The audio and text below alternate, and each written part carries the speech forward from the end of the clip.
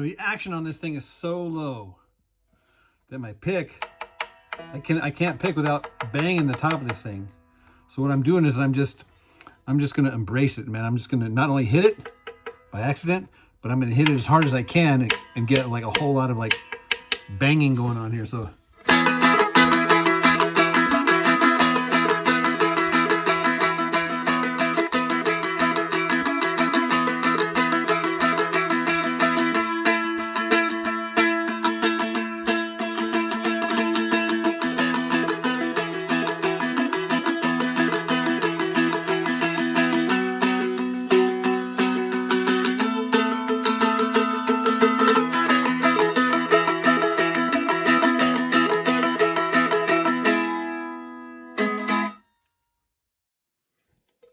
So this is one of those Seagull dulcimers.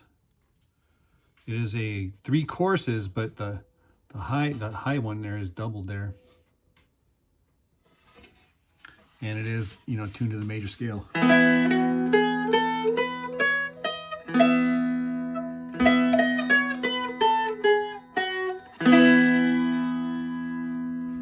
So, that's cool. Greetings, friends and fellow cigar box guitar enthusiasts.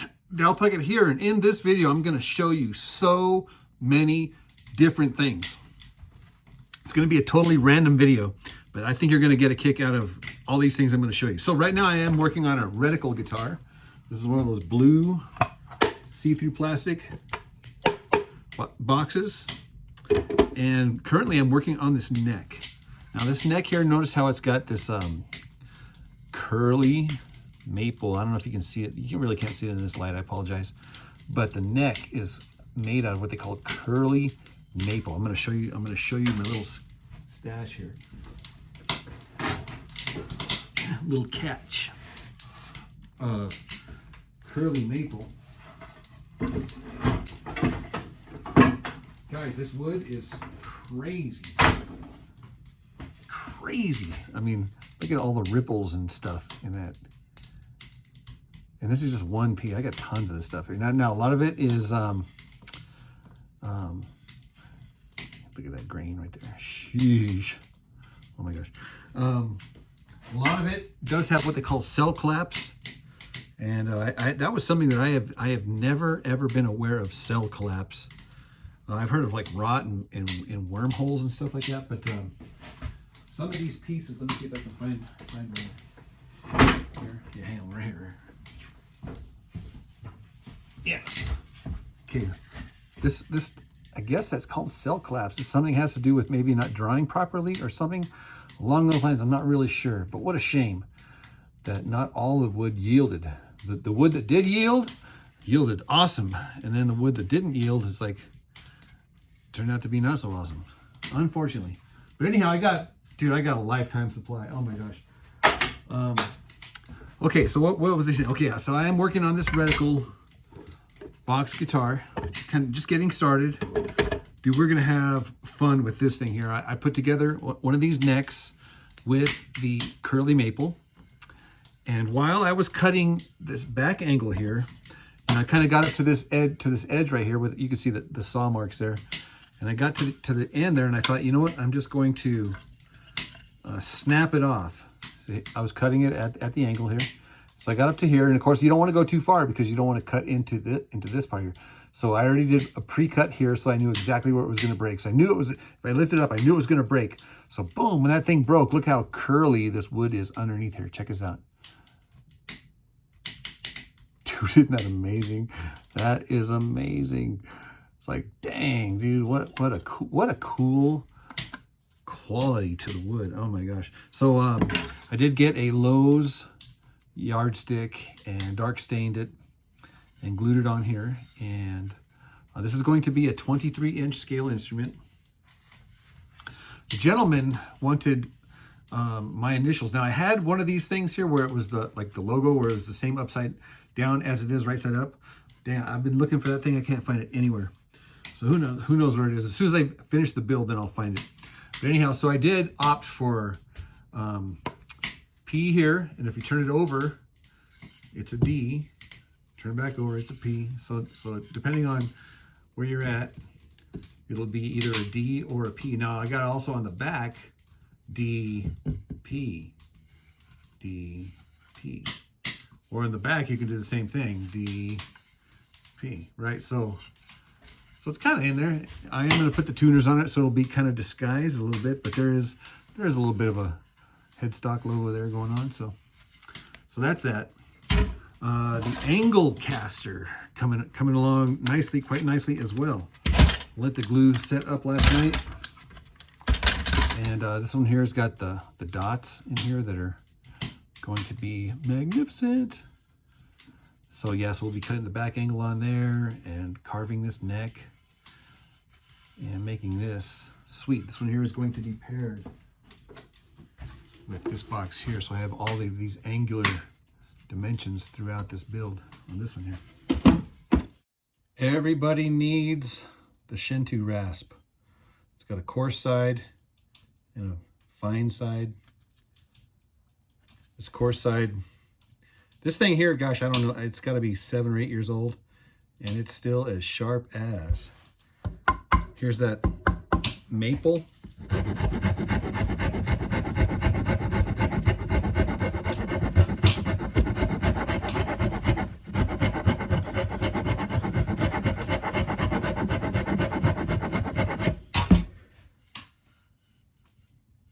Yeah, these things work awesome. They are worth their weight in gold.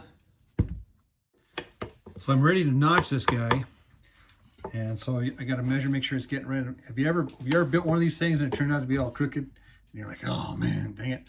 Or, you know, just, it's not straight, you know what I'm saying? You put it all together and it's off. You're like, I thought I friggin' measured. Well,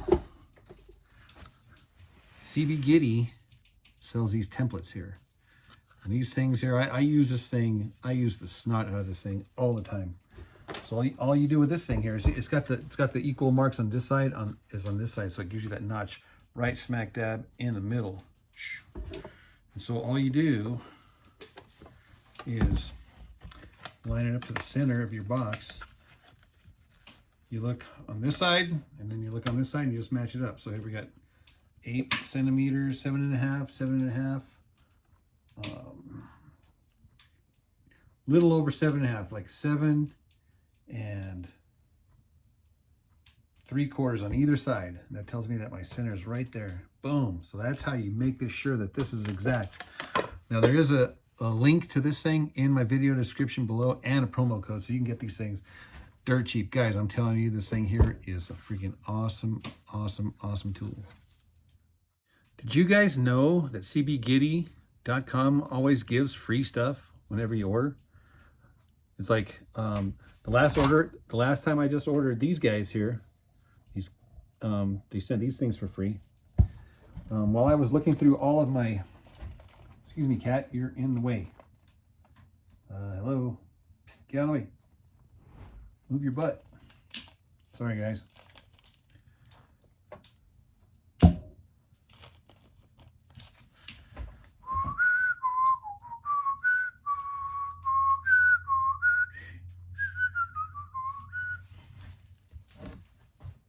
This mug here was one of the freebies. I use it for my tea. I just put it in the fireplace to keep this thing hot. So I'm constantly just adding new tea bags to this. Right now I got about like 10 different tea bags in here. Just keep adding water, keep adding water, keep adding water. Yeah. You can see the steam there. But most recently I was digging through my parts boxes up there, and I came across these guys here. These are not wooden nickels, but they are wooden. I'll show you here. These are the buffalo head nickels. Again, these came free. One of my orders. I've always had coin collections and stuff like that, but aren't these cool? Buffalo head nickels. They're embedded in these things here, and then they say "E pluribus unum." So you can get all kind of crazy with these things here, creative. Put them as corners, or typically what I did on these things here is I put them as headstock toppers, just because I've been stingy. I didn't want to waste a whole bunch of these on any particular one build, but I ended up just collecting so many of these things because I order so much stuff from CBGitty.com. Another one of my favorite tools is this fretting saw. So between the fretting saw, the template, the shinto, we got a nice, clean, perfectly tight fit. Now I want this box to be able to open. So what I'm going to do is I'm going to screw it down, obviously with the hinges here, and then one here. So all you got to do is just open these little flappers here, and wah, wah. So I went to the post office yesterday, and lo and behold, what showed up. I got a friend of mine. He has many names, many aliases. Brian Thomas Davenport, aka Aquila, aka Tension. You might know him as the guy at the Hotsauce Cigar Box Guitar Kitchen. I would encourage you guys to go look him up. I will put his video link in the description below. So anyhow, yeah, so he also builds these hot rod cigar box guitars. And he sent me this one here. This is a headless one. And there's so many innovative things in here. Right now I'm in the process of changing out some of the strings. And the tuners are actually embedded in the sound hole here. So kind of takes some getting used to, man. You're like, oh, wait a minute. Righty tighty, lefty loosey and stuff. And so I just found myself just opening the box and just loosening them here, kind of upside down. But check out this. This is what you call innovation. These little roller things here they got bearings on them, and these are like at the bottom of your screen door. Okay, so he's got these things here bolted in there, so the strings kind of go over these roller bearings and up over the top. This is one of those adjustable saddles, and if you notice, it's in there backwards. He was explaining to me why he did all this stuff, and I don't remember why he put it in backwards, but it is adjustable. These little screws here, these little Allens, just adjust these feet up and down. And this one here does the intonation in and out. So I'm going to take a little bit of time here, put some good, cool strings on here. And we're going to plug this thing up, tune it up, and tear it up. And another buddy of mine, Mr. Walter Nelson, sent me all of these strings here. Now check this out here. We got string joys, we got the...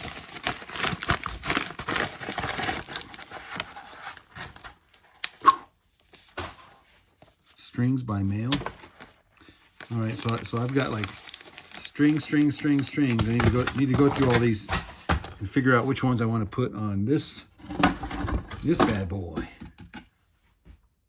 Guys, I'm going to be honest with you. I normally only use these southbound strings from cbgitty.com.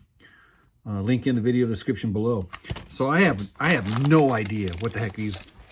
If you guys got any advice or anything on these strings here, let me know, because like I said, I've never even heard of these strings here. This one here is what, electric clear tone nickel plated treated strings. I was looking at the string gauges on here, just trying to see what the heck I got going on. I mean, the packaging is amazing. So these guys here, you know, I could try them, or go with my normal Diodarios, which I know these are good strings. String Joy Customs.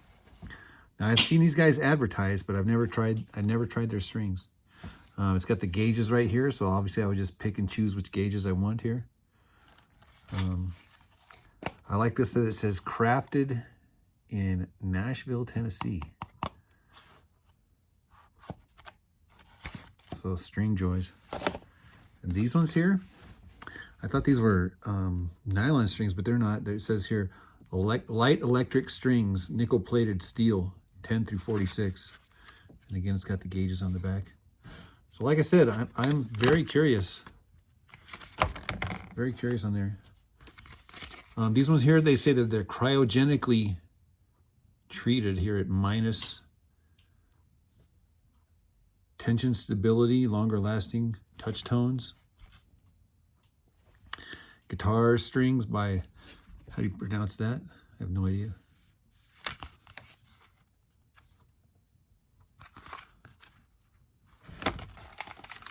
Core bond, light tension, nickel. What does that say? Connoisseur electric. The outside coatings won't fray off. Apparently these are coated strings. Made in America. The packaging alone on these guys is amazing. Darko. These are lights, I guess. It's got the gauges down here, 46. So, yeah, like I said, I normally go with these guys here. And these guys here actually work really good on electric magnetic style pickups, even though technically they are acoustic strings. That's why I like them so much, the blues blasters. And plus it's already 3 strings and it's already the right amount, the right string gauge. I got used to these things so fast. These are awesome. Man, it takes a while to get used to playing somebody else's guitar. Like, to tune it, you always got to reach over here instead of over here, number one. But I did some modifications. I actually took off the adjustable bridge, and the reason being is because I couldn't go down, I couldn't get my action low enough for my playing style. This one here is the action was a little higher, which meant you could probably play it with a slide, which is, he's got like a little threading thing in here. It just screws for the slide, which is convenient. That way you don't lose it, right? I am on a neutral setting. And I want you to hear this here. So the piezo.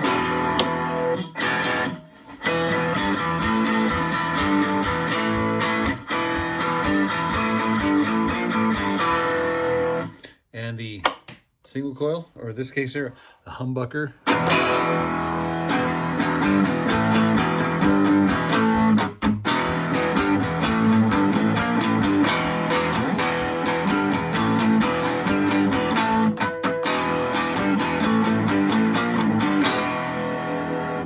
And then both.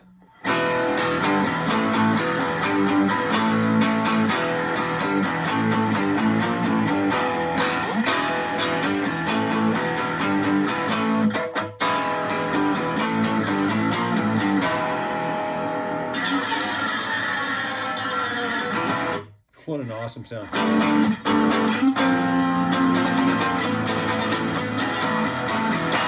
So I'm tuned E, B,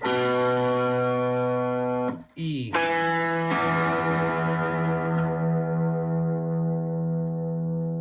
And I went with the blues blasters.